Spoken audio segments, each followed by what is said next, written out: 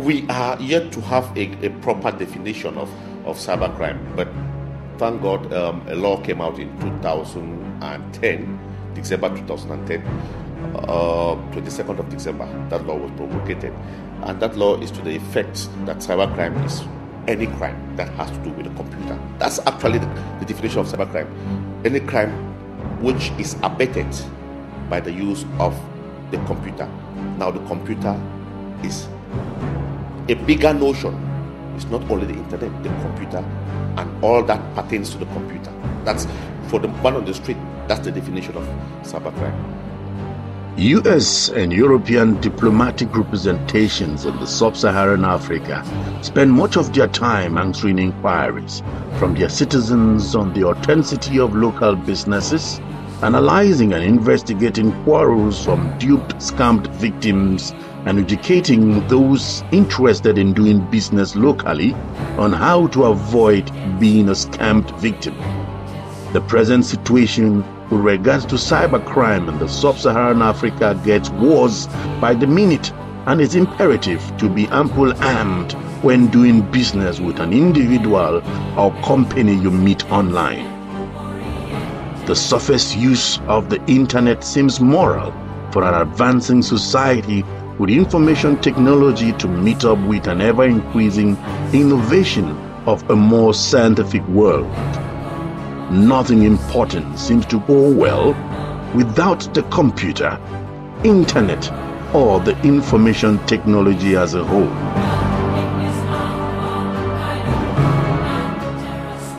I guess I mean my friends with whom I've long separated from, especially those abroad. So that's one of the main reasons for coming to Facebook, just to search for my friends, my long lost friends, and make new friends.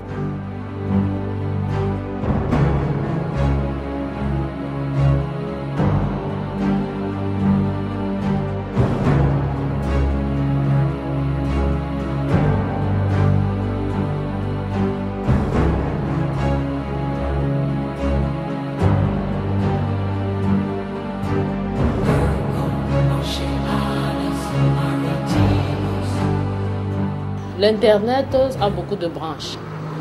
Il y a ceux qui viennent pour des recherches personnelles, il y a ceux qui viennent pour postuler, il y a des filles qui viennent espérant trouver le bonheur, peut-être à la rencontre d'un âme sœur.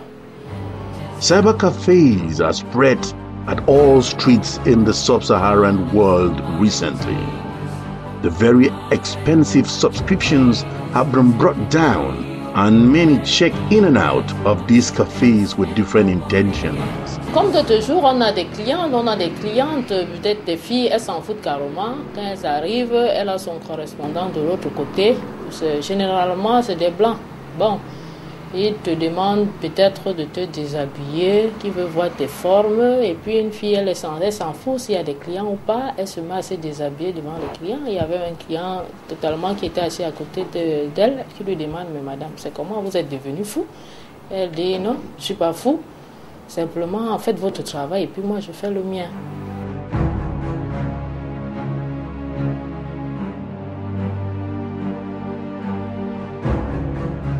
I've just heard, I've never experienced any of them. Like, people's faces are used and photoshops are done, like pictures appear nude. You see your picture, but you're not the person, you appear nude. I know of that, but it has never happened to me, so I cannot really say what it feels like. Most of those involved in cybercrimes, after receiving their first scammed money, invest in a laptop and now subscribe to an internet connection personally to be more comfortable and secretful in your business of fraud. Cybercrimes and scamming is a criminal activity that is gaining grounds with the exponential growth of information technology in Africa. The porous and weak nature of Africa's police and judicial system have not helped the situation. A scammed victim has just a minimal chance of obtaining timely redress within Africa's judicial system, if at all such redress is available. To avoid further frustrations and even death, it is even advisable in certain circumstances to just forget about the entire transaction and move ahead. A British citizen died in mysterious circumstances in 2002 in Yaoundé, Cameroon, 2 weeks after he arrived with his wife to track down a scammer who had extorted more than $400,000 from them. This happens in Lagos, Cotonou, Accra, Lomé, Ouagadougou, Bangui, Dakar, Kinshasa, Nairobi, and all over sub-Saharan Africa. Some African countries and individuals, though, have put in strategies recently to check these fraudsters. Cameroon, through its Ministry of Telecommunications, is in the process of registering all mobile phone numbers. Phones are accessories to the scam business. Also in Cameroon, individuals have been recently involved in the fight against cybercrime. One man who has been very outstanding is Roland Abeng, barrister, solicitor, and legal consultant. He has sharpened his skills in the fight against cybercrime, saving many from falling prey to these internet bandits.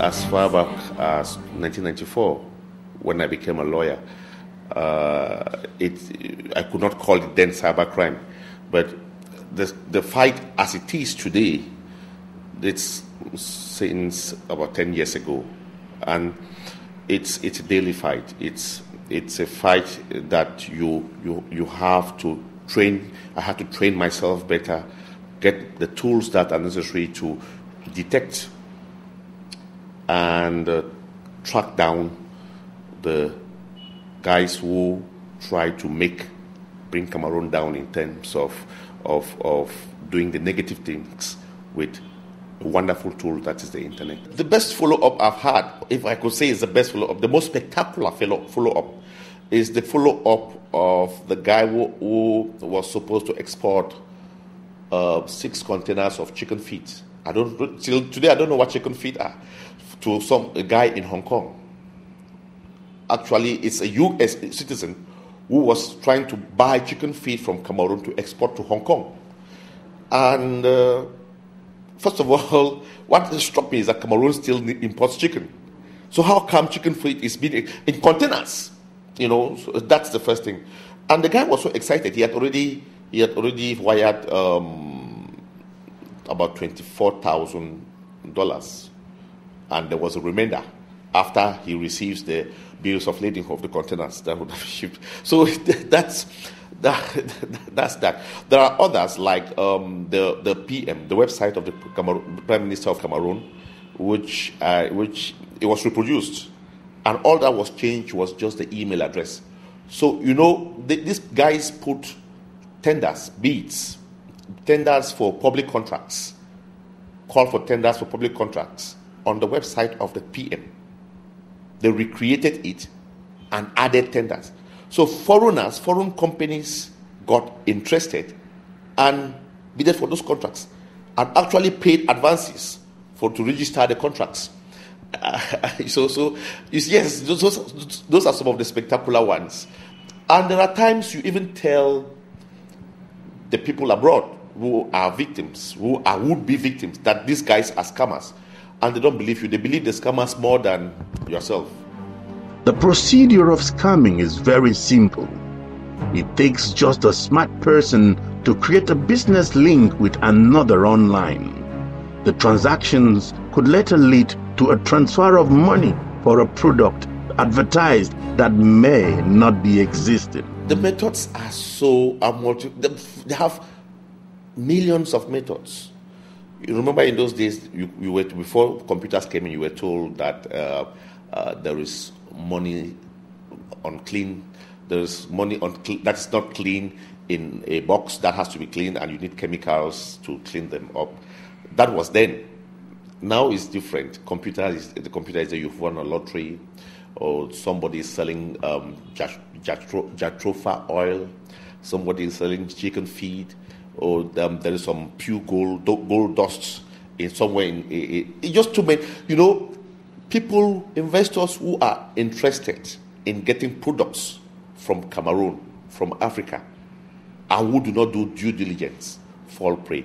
These guys are now there on the net on a daily basis. They have websites. They have better websites than lawyers. They have better websites than producers. They are computer experts also. So they use the information technology better than you and I, just for the negative things. There's not much you can do to stop them being creative, but they are creative in the wrong way. Genuine business is done on the internet. In the developed world, most business is done online.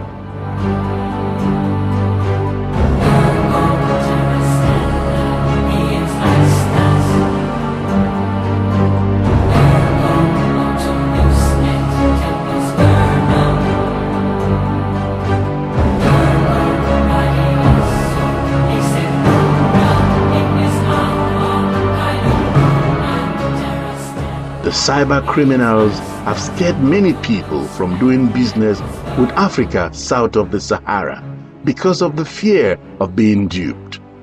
Experts say it's possible to differentiate between real and unreal business online. This is Alibaba.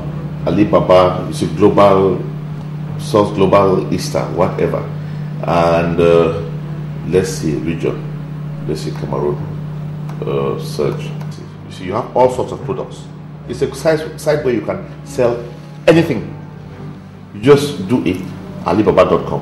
Now, product suppliers. You are looking for suppliers. I've clicked on suppliers.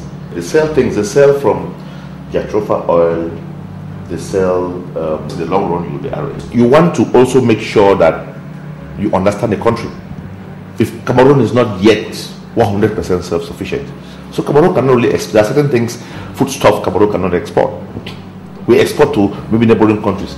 But when it comes to containers, 8 containers of chicken feed, Korean yombi powder, extract, original from Cameroon,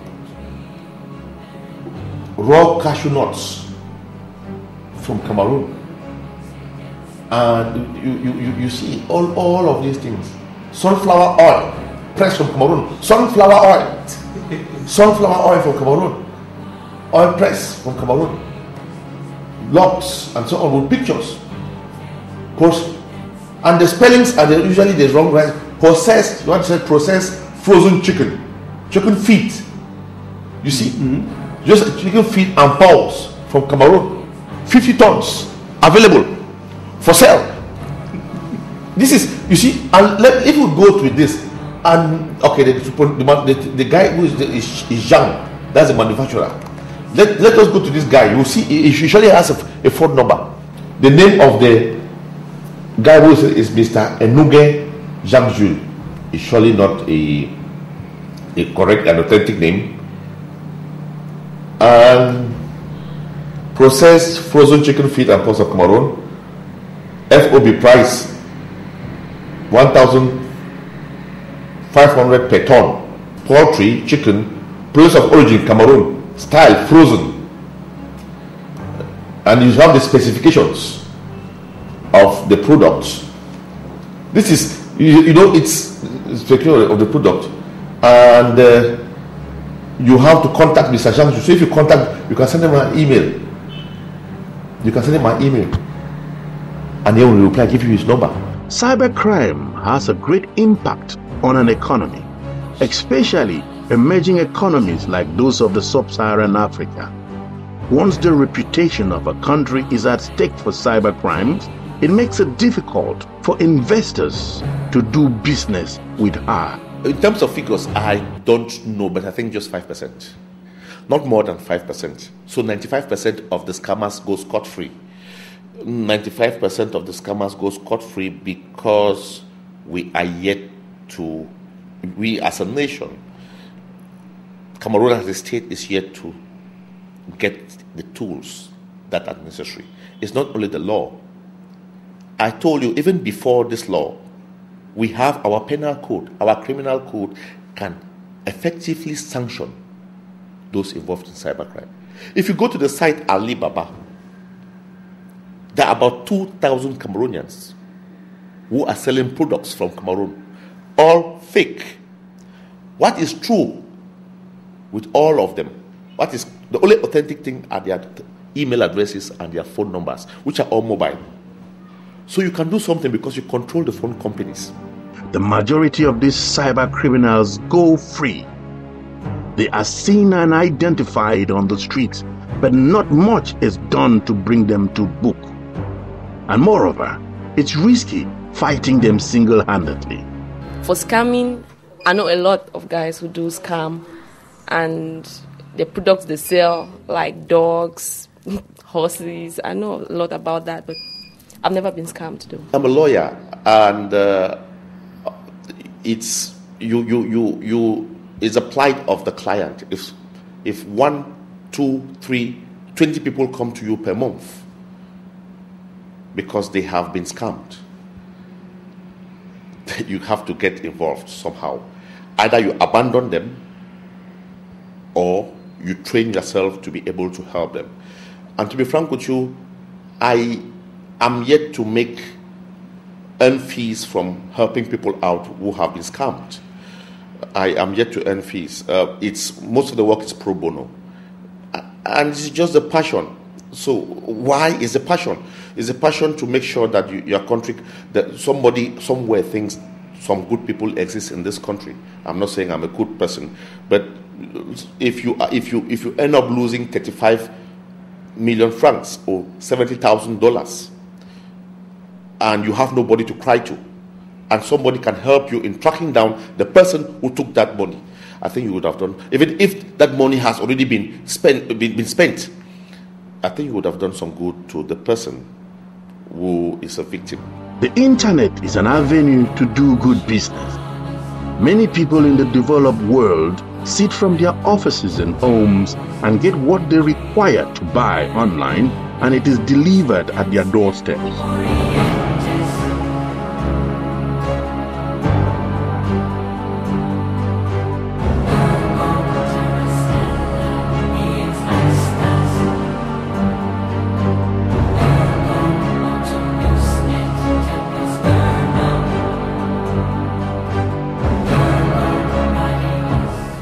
I do just too much business on the cyber.